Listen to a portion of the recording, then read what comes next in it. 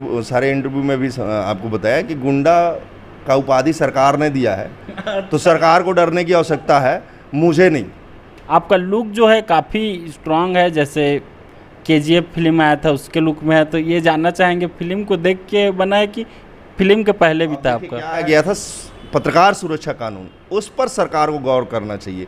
और ये सरकारें डरती हैं, इसलिए जो है पत्रकार सुरक्षा कानून जो है लागू नहीं कर पा रही हैं। मैं तो हमेशा तैयार रहता हूँ, आओ गोली उठाओ मारो, सीधा कहानी ख़त्म करो। ऐसी पत्रकारिता नहीं चाहिए आपको, लोगों को न्याय नहीं चाहिए तो आओ उठाओ हथियार मारो। और उन्हीं का दिया हुआ ये उपाधि है।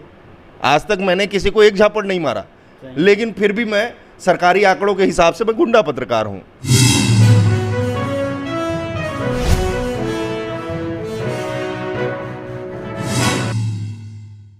जय हिंद, जय भारत, जय जोहार, जय छत्तीसगढ़। मैं अमित कुमार और आप सभी का स्वागत है टीजीबी मीडिया में। और आज के हमारे खास कार्यक्रम में, जैसे कि आप सभी जानते हैं, मैं जो है अपने चैनल के माध्यम से लगातार आप सभी को एक नए नामचीन हस्ती से रूबरू करता हूं, उनके बारे में बताता हूं, उनके जीवन के बारे में बताता हूं, उनका क्या योगदान है वर्तमान समय में ये भी बताता हूं। और बहुत ही खुशी की बात है, आज मैं आया हुआ था सरगुजा ज़िला और अभी अंबिकापुर शहर में हम उपस्थित हैं और एक ऐसे खास शख्सियत से आप सभी को रूबरू कराना चाहेंगे। ऐसे तो अनेक पत्रकारों का जैसे मैं इंटरव्यू किया हूं, लेकिन ये जो है बहुत ही खास पत्रकार हैं, आप देख सकते हैं जैसे शक्ल से ही। और इनको जो है गुंडा पत्रकार के नाम से भी जाना जाता है। और इनका मैं नाम जिक्र करना चाहूँगा, जितेंद्र कुमार जायसवाल जी। और आपके स्वागत के लिए 2 लाइन बोलना चाहूँगा सर मैं। नाम है जिनका साहस की पहचान, न्याय दिलाना ही जिनका अरमान, पत्रकारिता में 19 बरस की मिसाल, सच के सिपाही जितेंद्र कुमार जायसवाल। हर न्याय के खिलाफ उठी जिनकी आवाज़, लोगों के दिलों में बना लिया अपना अंदाज। गुंडा कहे या निडर पत्रकार, सच बोलना ही है जिनका आधार। तो सर्वप्रथम स्वागत है जायसवाल जी आपका हमारे चैनल में। तो आपको भी नमस्कार, आपके चैनल के सभी दर्शकों को नमस्कार। जी। तो पहला सवाल तो यही रहेगा आपसे, आपका प्रारंभिक जीवन जानना चाहेंगे। ऐसे तो 19 वर्ष आपको पत्रकारिता क्षेत्र में हो गए, लेकिन आप रहने वाले कहाँ के हैं और आपका जन्म स्थल? देखिए, मेरा जो है अविभाजित सरगुजा, जो अभी वर्तमान में बलरामपुर जिला कहलाता है, वाड्रफ नगर में मेरा जन्म हुआ है। मतलब मैं ठेठ सरगुजिया हूँ, ठीक है। छत्तीसगढ़िया हाँ, शुद्ध छत्तीसगढ़िया बोला जा सकता है, क्योंकि मेरा जन्म छत्तीसगढ़ में ही हुआ है। और प्रारंभिक शिक्षा वहीं के सरकारी स्कूल में ही हुआ है। और आपको आश्चर्य नहीं होना चाहिए, मैं सिर्फ 12वीं तक का पढ़ाई कर पाया हूँ। और पत्रकारिता की पढ़ाई कर रहा था, उसी बीच ऐसे एक्सीडेंट हुए कि मैं कॉलेज ड्रॉप करना पड़ा मुझे। अच्छा, सबसे खास बात ये जानना चाहेंगे सर, आपसे मिला तो एक बार और हुआ था मुलाकात, काफ़ी फैन फॉलोइंग है आपके। अगर हम बात करें तो सरगुजा क्षेत्र के हम कह सकते हैं सबसे बड़े आप पत्रकार भी हैं। काफ़ी कई बार विवाद में भी बहुत घिरे रहते हैं और यही कारण है कि काफ़ी वायरल भी हैं, आप फेमस भी हैं। तो आपका ये पत्रकारिता क्षेत्र का सफ़र जानना चाहेंगे, कैसे मतलब आना हुआ, कैसे आप जुड़े?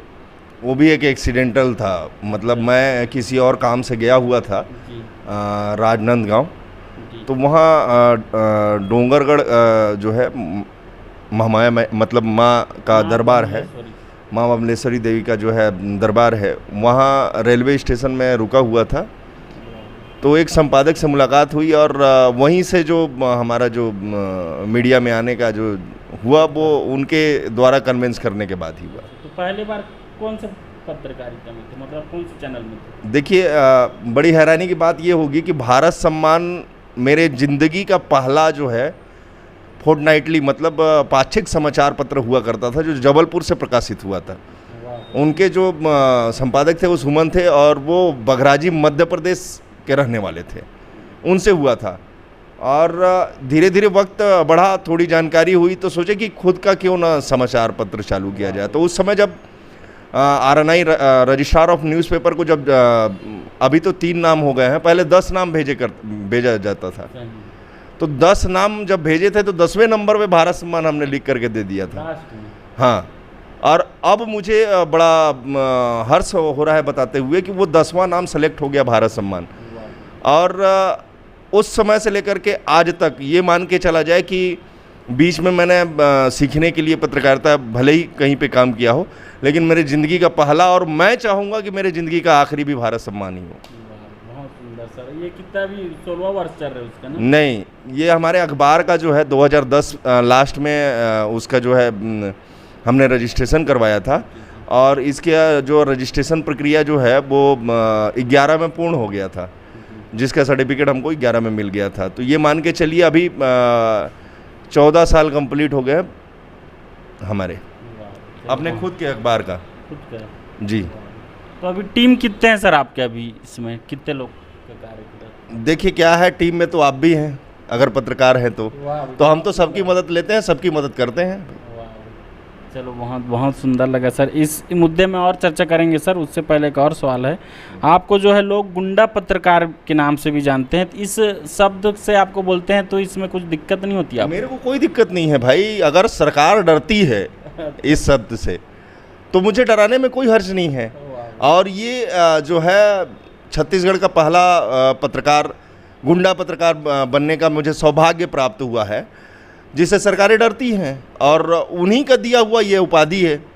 आज तक मैंने किसी को एक झापड़ नहीं मारा, लेकिन फिर भी मैं सरकारी आंकड़ों के हिसाब से मैं गुंडा पत्रकार हूँ। तो अब समझ जाइए कि सरकारें कितनी डरती हैं, कितनी डरपोक हैं। आप नहीं डरते सरकार से? बिल्कुल नहीं। सच को आज क्या, जब सच का आईना दिखाते हैं तो सरकारें डरती हैं। चलो, बहुत सुंदर। और भी बात करेंगे सर आपसे हम। ये जानना चाहेंगे सर, पत्रकारिता को आपने सिर्फ समाचार लिखने का माध्यम नहीं, बल्कि जो है लोगों को न्याय दिलाने का हथियार बनाया, तो इसके पीछे क्या कहना चाहेंगे? देखिए क्या है, ये तो सभी को करना चाहिए कि आप ये जो व्यवसाय नहीं है पत्रकारिता, पत्रकारिता सेवा है। तो आप सेवा में जब उतरते हैं तो वो सारी चीज़ों को आप भूल जाते हैं कि घर में राशन है कि नहीं है, घर में सिलेंडर है कि नहीं है, बच्चे का फीस पटा है कि नहीं पटा है। तो ये सारा चीज़ को तो आपको एक साइड रखना पड़ेगा, तभी आप पत्रकारिता कर पाएंगे, नहीं तो पूरा जीवन व्यर्थ है आपका। पत्रकारिता को ढो के चलेंगे आप, पत्रकार जिस शान से, मान से, नाम से जाने जाते हैं, वो कार्य आप नहीं कर पाएंगे कभी।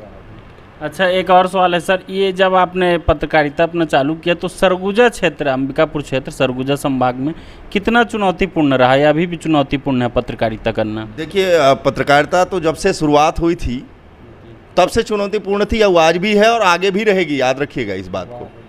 क्योंकि अब छत्तीसगढ़ की हम बात करें तो बस्तर पहले नंबर पर चुनौतीपूर्ण है पत्रकारों के लिए, है तो पूरा छत्तीसगढ़ ही, लेकिन ज़्यादा चुनौती जो है पहला नंबर पे बस्तर और दूसरे नंबर पे सरगुजा आता है, जहाँ पर पत्रकारों के लिए बहुत सारी चुनौतियाँ हैं।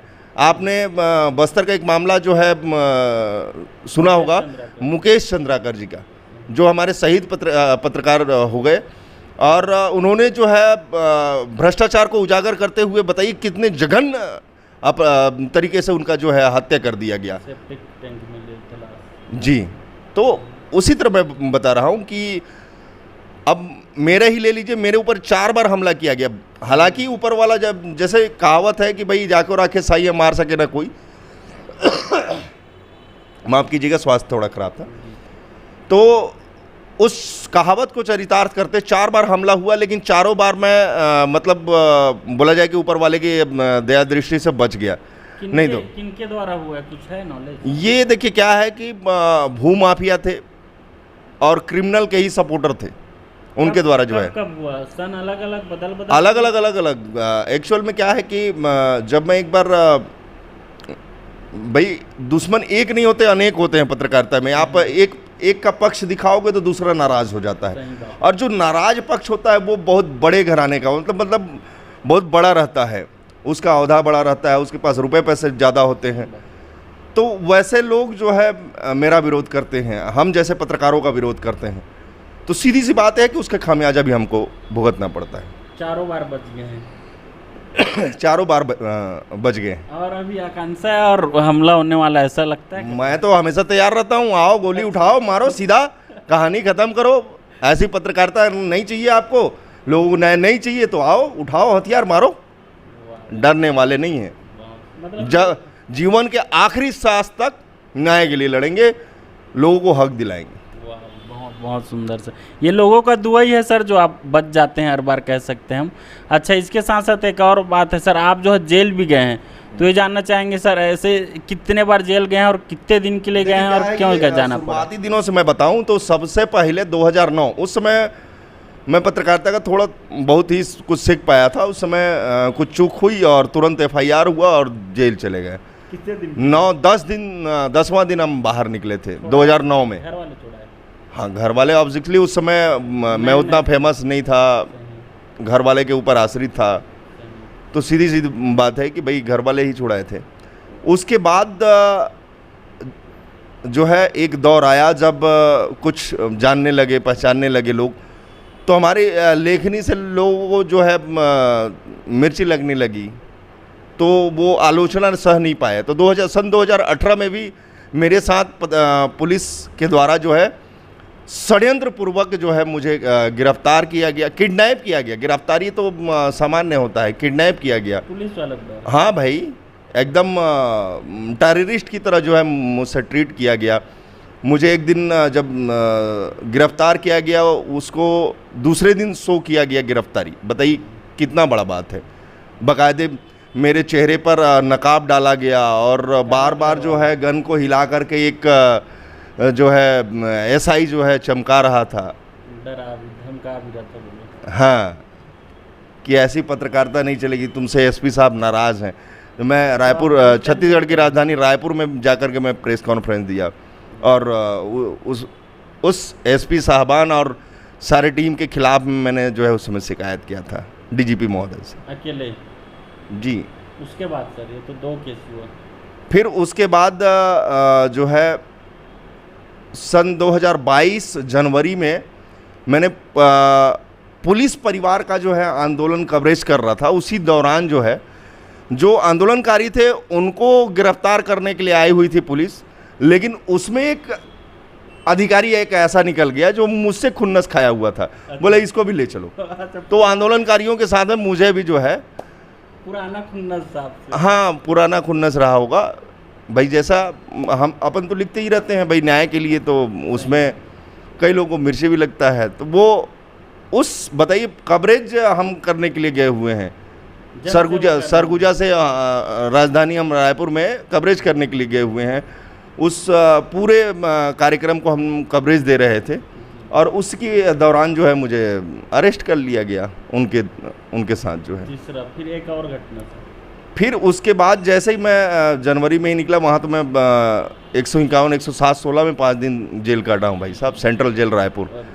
उसके बाद अप्रैल का माह था, 8 तारीख थी, अचानक से फ़ोन आता है। मैं जाता हूँ तो बोलते हैं कि आपके खिलाफ़ शिकायत है। मैं बोला ठीक है, FIR कर दीजिए, जेल भेज दीजिए। अब तक टोटल कितना FIR होगा, कुछ है नॉलेज? पुराना एक जो 2009 का मामला था उसमें तो बरी हो गया हूँ मैं। और रही बात उसके बाद जो है टोटल 9 अपराध मेरे ऊपर में कायम किया गया है अभी। और एक जो है 151, 107, 16 प्रतिबंधात्मक कार्रवाई है। अच्छा। जी। तो ऐसे जेल जाते हैं सर तो लगता नहीं है कि अब ये कार्य बंद कर दें? क्यों? पूर्व में जितने भी आंदोलन मतलब क्रांतिकारी लोग थे वो जेल नहीं जाते थे क्या? और जेल जाने से तो हमको सबसे ज़्यादा जो है सीखना चाहिए वो महात्मा गांधी जी से। आज सबके जेब में जो है रुपए रखे हुए हैं, उसमें गांधी जी का फ़ोटो है। और बताइए कितने वो महात्मा थे कि आप आज भी उनको आप जान रहे हैं। वो तक जो है जेल गए हैं और इतने बार जेल गए हैं कि वो उसकी तुलनात्मक तो अभी मैं 10% भी नहीं गया हूँ। मतलब पत्रकार रहते इतने बार गए मायने रखता है सर। अब देखिए क्या है, लोगों के न्याय के लिए, हित के लिए आप जब लिखेंगे, आपके कलम में वो धार है, तो उससे तो सीधी सी बात है कि अधिकारियों के होश उड़ेंगे और सरकार की नींद उड़ेगी। तो पक्ष में फिर आते हैं आपको छुड़ाने के लिए? देखिए क्या है कि जब लास्ट टाइम मैं जब गया था तो मैं लंबे समय के लिए रह गया था, 313 दिन था, मतलब लगभग 1 साल मैं जो है। अच्छा, जिला बदर भी हुए थे आप, परिवार से दूर भी थे? देखिए क्या है कि मैं बताया कि सरकार चाहे किसी की भी हो, कांग्रेस के टाइम में मेरे ऊपर जो है लगभग 1 दर्जन अपराध पंजीबद्ध किया गया, मुझे जेल डाला गया, मैं 1 साल लगभग जेल में भी रहा। और जैसे ही बीजेपी की शासन सत्ता आई तो मुझे जिला बदर कर दिया गया। तो इसीलिए जो है किसी की भी सरकार हो, अपन डरते नहीं हैं, हक से लड़ते हैं और न्याय दिलवाते हैं लोगों को।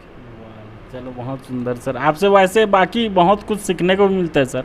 मैं इससे पहले भी बताया था, काफ़ी फ़ैन हूँ करके आपका। जब इधर आया था तो सबसे पहली बार आप ही से मिला था। तो एक और सवाल है सर, वर्तमान समय में जो है पत्रकारिता के क्षेत्र में आपके अनुसार सबसे बड़ी समस्या क्या है? भ्रष्टाचार, दबाव या निष्पक्षता का अभाव? क्या कहना चाहेंगे? देखिए क्या है, आप यदि सच लिखेंगे, सच दिखाएंगे, सच बोलेंगे तो आपको दबाने के लिए वो तरह तरह के यातनाओं भरा जो है धमकी आपके पास में मैसेजेस आपको दबाने के लिए वो तैयारी करेंगे ही करेंगे। आज ये पहले भी होता था, आज भी हो रहा है और आगे भी होता रहेगा। इसमें जो हमारे द्वारा जो मांग किया गया था पत्रकार सुरक्षा कानून, उस पर सरकार को गौर करना चाहिए।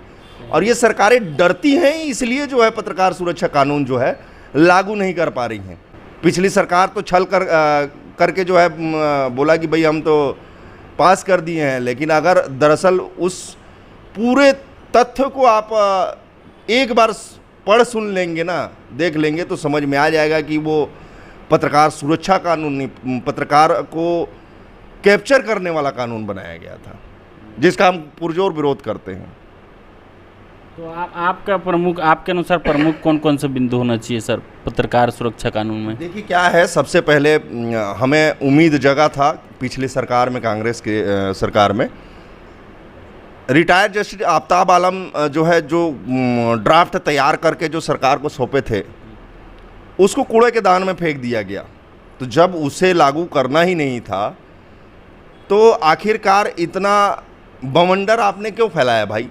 हर सभा में संबोधित करते हुए पिछले विधानसभा चुनाव की अगर बात करें, जब कांग्रेस सत्ता में नहीं थी, 15 साल तक बीजेपी राज की, तो भूपेश बघेल हर सभाओं को संबोधित करते हुए पत्रकार सुरक्षा कानून की बात को बोलते थे, पीछे नहीं हटते थे, पत्रकारों की सुरक्षा को बात करते थे। लेकिन जैसे ही वो सत्ता में बैठे और जैसे मुख्यमंत्री बने तो पत्रकारों को जेल भेजने का अभियान वो जो है चालू कर दिया कि अगर सत्ता में रह करके सत्ता का तलवा अगर नहीं चाटे तो आप जेल जाओ, सीधी सी बात है। ऐसा अभियान उनके द्वारा चलाया गया और उसी अभियान के तहत में अपन जेल गए थे। तो वर्तमान समय में जितने भी नए पत्रकार आ रहे हैं सर, उनको आप क्या संदेश, क्या कहना चाहेंगे? देखिए क्या है, समाचार की जो गिरती ग्राफ है उसका तो सबसे पहले तो अपने को ये समझना पड़ेगा कि साक्ष्य, किन किन साक्ष्यों के आधार पे आप समाचार बनाते हैं और नए लोग उसका जो है नज़रअंदाज कर देते हैं। तो साक्ष्य को आप समझना पड़ेगा, उसको अध्ययन करना पड़ेगा। अब तो इतने नए टेक्नोलॉजी, चैट जीपीटी और ऐसे एआई जो है इतना अच्छा आपको बना रहा है, आपको इतना अपडेट कर रहा है, तो उसका सहारा क्यों नहीं लेते भाई? आज के पत्रकारों को बेशक नई पीढ़ी है, एआई से कुछ उनको सीख लेना चाहिए और साक्ष्यों को कभी भी एक तरफा खबर नहीं चलाना चाहिए। अगर जनहित में है फिर तो कोई बात नहीं। आने वाले 10 साल में आपके अनुसार से कैसा रहेगा जो स्थानीय पत्रकारिता है या और भी जगह के, आपके अनुसार कैसा है भविष्य आने वाले 10 साल में पत्रकार का? देखिए मैं पहले भी मैं बोला कि पत्रकारिता जो है व्यवसाय नहीं है, सेवा है। तो आप आंख मूंद लीजिए और इस राह में चलने वालों के रोड़े पड़ते ही हैं और चुनौतीपूर्ण रहता ही है। अगर कोई व्यवसाय करना चाह रहा है पत्रकारिता, तो मैं तो बोलूँगा कि आप इस व्यवसाय को नहीं करना, आप दूसरा व्यवसाय कर लो। आपको सेवा करना है, बेशक आपका स्वागत है इस पत्रकारिता में, और आगे भी जो लोग आएंगे उनके लिए जो है खुला दरवाजा है। चलो बहुत सुंदर सर, मतलब कहने का मतलब ये, जो भी पत्रकारिता में आए तो भाई निष्पक्ष, मतलब सेवा भावना से आए। भाई मेरे कहने का मतलब ये है कि चलो ठीक है, मैं मान लिया कि आप सेवा भी करो और आपका घर भी चले, तो एक मतलब बैलेंस जो है बना करके आप चलोगे, तभी जा कर के पत्रकारिता में आप टेक पाओगे, बन पाओगे, रह पाओगे, और नहीं तो फिर प्रतिदिन नए पत्रकार बन रहे हैं और प्रतिदिन नए पत्रकार जो है छोड़ भी रहे हैं इस सही बात। प्रोफेशन को। चलो बहुत सुंदर, बहुत अच्छा लगा सर। और कुछ व्यक्तिगत आपके जीवन के बारे में चर्चा करना चाहेंगे सर? आपका लुक जो है काफ़ी स्ट्रांग है, जैसे केजीएफ फिल्म आया था उसके लुक में है, तो ये जानना चाहेंगे फिल्म को देख के बना है कि फिल्म के पहले भी था आपका? क्या है, मैं फिल्म देखता हूँ कभी कभार, उतना ज़्यादा मेरे को फिल्मों में इंटरेस्ट नहीं है, लेकिन मैं ये भी नहीं बोल सकता कि इतना फेमस हूँ कि मेरे को देख करके केजीएफ ने जो है वो लुक रखा है। लेकिन फिल्म से पहले था आपका? हाँ, फिल्म से पहले से ये मेरा लुक है। सही है सर। कितने शुरू साल से ऐसे तो नहीं बोलूँगा, लेकिन मतलब जब से मैं पत्रकारिता में फेमस हुआ तब से मेरा जो है, मेरे को लगता है कि ये वर्ष 2016-17 से मेरा ये लुक है। और आप केजीएफ कब लॉन्च हुआ है अब समझ लीजिए। मतलब उससे पहले से आपका लुक? जी जी, पहले से। तो तब से फिर आपके दाढ़ी नहीं कटाए सर, कि कटाए बीच में कभी? नहीं, बीच में एक्चुअल में क्या है कि मैं एक मन्नत माना था कि पत्रकार सुरक्षा कानून लागू होगा तो मैं तभी जो है बाल दाढ़ी कटवाऊंगा। वो बीच में 2021 में मेरी माताजी का निधन हो गया था, इस कारण मुझे मुंडन होना पड़ा। चूँकि हिंदू रीति रिवाज के अनुसार जो है, जो भी लोटा छुरी पकड़ता है उसे मुंडन करवाना ही पड़ता है। तो उस समय जो है इंतकाल के कारण जो है मैं मुंडन करवाया था। उसके बाद से लेकर के अभी तक पत्रकार सुरक्षा कानून लागू भी हुआ था, भले वो धरातल में अभी तक नहीं आ पाया है। तो उस समय मैंने मतलब छटिंग कराया था, नहीं तो मैं जो है अभी जब तक ये धरातल में नहीं उतर जाएगा पत्रकार सुरक्षा कानून तब तक मैं। जी चलो बहुत सुंदर विचार सर आपके। अच्छा, मेरे चैनल का एक खास कार्यक्रम रहता है सर, ये सवाल मैं सबसे किया हूँ, आपसे भी करना चाहूँगा। तो आपके अनुसार जीवन का परिभाषा क्या है, जीवन है क्या आपके अनुसार? देखिए, जीवन से जुड़ा हुआ आपका पारिवारिक अलग होता है, व्यवसायिक अलग होता है, प्रोफेशन अलग होता है। दोनों को कभी मिक्स करके मत आप चलना, आपको तकलीफ होगा। मैं ये मानता हूँ कि आपके प्रोफेशन में जो कुछ भी हुआ वो चौखट के दहलीज से बाहर छोड़ करके आप जैसे ही घर में प्रवेश करोगे तो आपका जीवन सुखमय रहेगा। तो मतलब आपके अनुसार जीवन है क्या? दोनों अलग है बोलो? दोनों अलग अलग है भाई, व्यवसाय अलग है, आपका जो निजी जीवन है वो अलग है। चलो मेरे चैनल का एक और ख़ास कार्यक्रम रहता है सर, आप इजाज़त देंगे तो ये जल्दी जल्दी रहेगा, रैपिड फायर सवाल है, अगर आप इजाज़त देंगे तो पूछना चाहूँगा। चलिए ठीक है, अगर मुझे जानकारी होगा तो बेशक मैं दूंगा। बचपन का निक नेम आपका था? गोलू। जन्म स्थान? वाड्रफनगर। वाड्रफनगर। शिक्षा कहाँ से लिया आपने? वाड्रफनगर से ही। पत्रकारिता में कदम रखने का प्रेरणा किससे मिला? मैं आपके इंटरव्यू में बता चुका हूँ। राजनांदगांव। पहला समाचार कहाँ छपा था आपका? अंबिकापुर से। आपका पहली कमाई कितनी थी? अब वो थोड़ा सा जटिल हो जाएगा बताना, क्योंकि इसमें कोई आमदनी फिक्स नहीं रहता। आप भी पत्रकारिता कर रहे हो तो ये आमदनी वाला सिस्टम नहीं है इसमें। जी। पत्रकारिता का सबसे बड़ा गुरु कौन है आप किनको मानते हैं? देखिए, पत्रकारिता कई पार्ट में आप सीखे हैं तो कई गुरुओं को आप सम्मान करते हैं। तो एक शब्द में देना है सर, रैपिड फायर है, जल्दी जल्दी देना है आंसर। जी, वर्तमान में जो है assistant professor Akeel Ahmed Ansari sir हैं जो मुझे गाइड करते हैं। आपकी ताकत क्या है, क्या किसको ताकत मानते हैं आप? लेखनी, बोलना। आपका सबसे बड़ा कमजोरी क्या है कुछ की नहीं है? मेरा सबसे बड़ा कमजोरी मैं खुद हूँ। वाह, बहुत सुंदर जी। सबसे पसंदीदा न्यूज कवरेज का विषय कौन सा आपका? क्राइम। बहुत सुंदर। राजनीति या अपराध किसे ज़्यादा कवर करना पसंद करते हैं? अपराध। अब तक का सबसे बड़ा एक्सपोज आपका? कस्टोडियल डेथ को छत्तीसगढ़ में कोई नहीं जानता था, पुलिस अभिरक्षा में मौत को हमने जो एक्सपोज किया। सबसे खतरनाक घटना का सामना कब किया? जो हमला हुआ था वही था? नहीं, 1 साल जो मैंने जेल में गुजारे वो मेरे लिए वो गोल्डन पीरियड भी रहा, और उस समय कई तरह से मेरे पास में जो है बहुत मिला होगा, बहुत कुछ सीखने को। किसी नेता ने डराने की कोशिश की है? व्यक्तिगत कोई नेता, नाम नहीं लेना है। नहीं कोई आज तक कोई नेता नहीं डरा है? नहीं, ऐसा मुझे याद नहीं। मतलब कोई भी नेता आपको अभी तक डराने की कोशिश नहीं की है? नहीं, वैसे सामूहिक मिल करके षड्यंत्र किए हैं, अच्छा। लेकिन मैं व्यक्तिगत किसी का नाम नहीं ले सकता। वाह भाई। अच्छा, ऐसे तो धमकी मिला है, फिर भी कोई एक आध धमकी जो है आपको याद है? हमले हुए हैं मेरे ऊपर। धमकी मिलने पर पहला रिएक्शन मतलब कैसा रहता है आपका?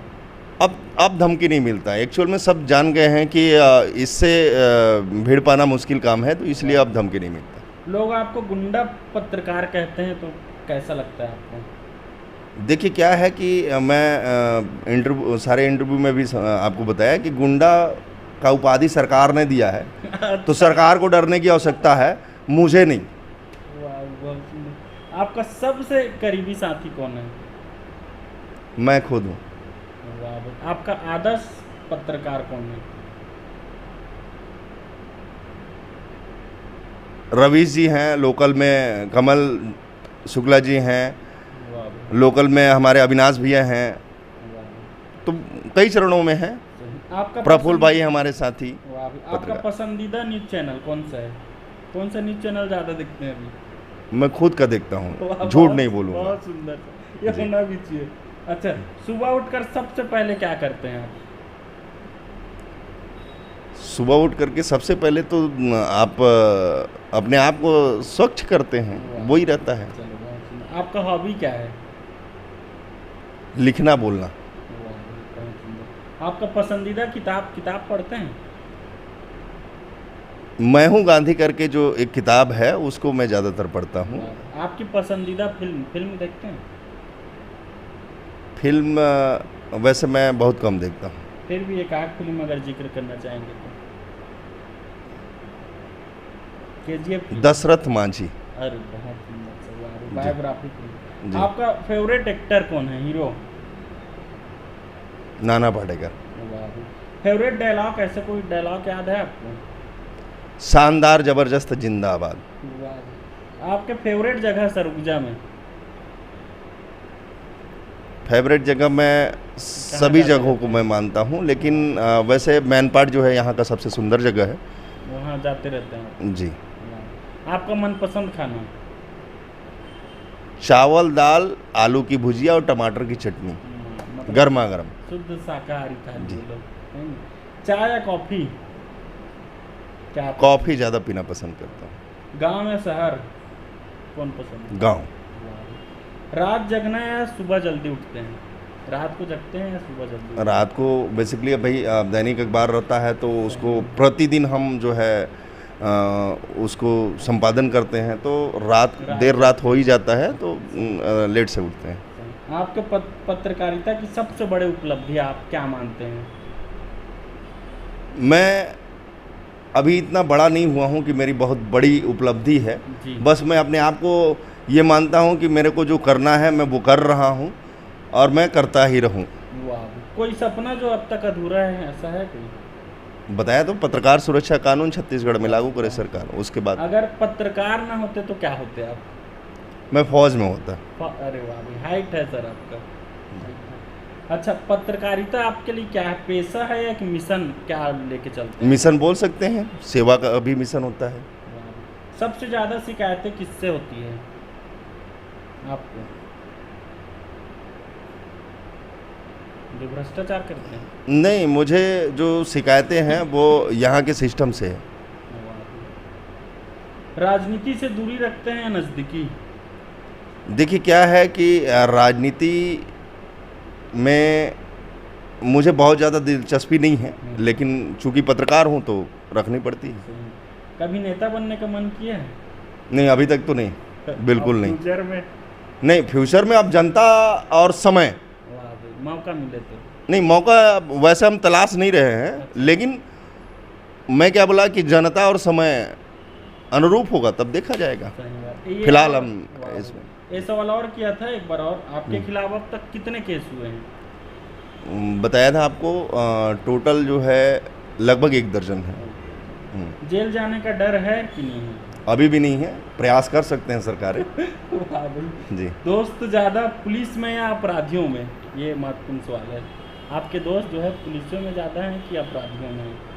मैं सरकार से सच बोलूँगा, मेरे सबसे ज़्यादा मित्र जो हैं पुलिस वाले हैं। वाह भाई, बहुत सुंदर। जनता के लिए सबसे बड़ा संदेश क्या कहना चाहेंगे? देखिए, मैं जनता से निवेदन करूंगा कि सभी क्षेत्रों को अगर तकलीफ होती है, इवन जो पुलिस न्यायपालिका को चलाने के लिए एक अभिन्न अंग माना जाता है, उसको भी जब तकलीफ होती है ना, तो हम जैसे पत्रकार ही प्रमुख रूप से उनको सहयोग करते हैं और उनके मांगों को, उनके चीज़ों को जो है सरकार तक पहुंचाते हैं, उनके आला अधिकारियों तक पहुंचाते हैं, उनकी मांगें पूरी करवाते हैं। और सभी जाति समुदाय के लोग, धर्म के लोग की जो समस्याएं रहती हैं, सब हमारे माध्यम के द्वारा जो है वो ऊपर जाता है।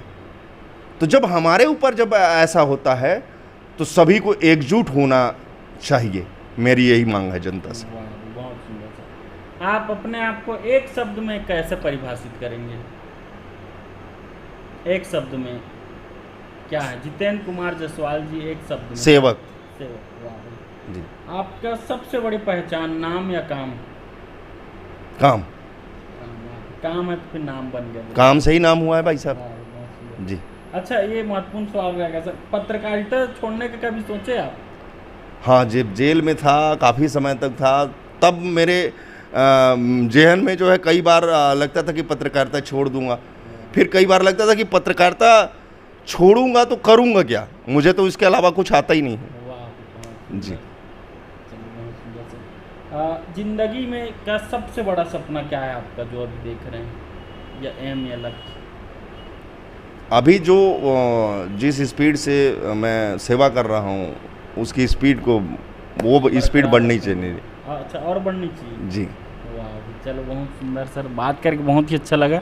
एक अंतिम सवाल रहेगा। आज आपको पूरा देश दुनिया वाले देख रहे हैं, सरगुजा वासी देख रहे हैं, छत्तीसगढ़ वासी, उनको हमारे चैनल के माध्यम से मोटिवेशन के लिए और क्या संदेश देना चाहेंगे?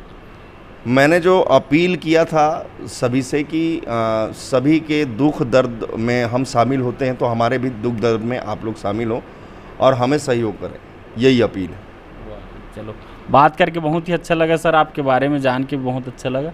और सबसे खास बात, इतना आज आप अपना कीमती समय दिए सर, उसके लिए बहुत बहुत धन्यवाद आपका। आपको भी धन्यवाद और आपके दर्शकों को भी धन्यवाद। पुनः धन्यवाद। तो साथियों, अभी हमारे बीच थे जितेंद्र कुमार जायसवाल जी, उनसे बात किए। गुंडा पत्रकार के नाम से जाने जाते हैं। काफ़ी अच्छा लगा इनके जीवन के बारे में जान के, बहुत ही अच्छा लगा। बहुत कुछ आज सीखने को भी मिला। जितने भी पत्रकारिता के क्षेत्र में आना चाहते हैं वो इस इंटरव्यू को ज़रूर देखें। और मिलेंगे एक और ऐसे ही नामचीन हस्ती के साथ। तब तक बने रहें TGB मीडिया में। मैं अमित कुमार, धन्यवाद।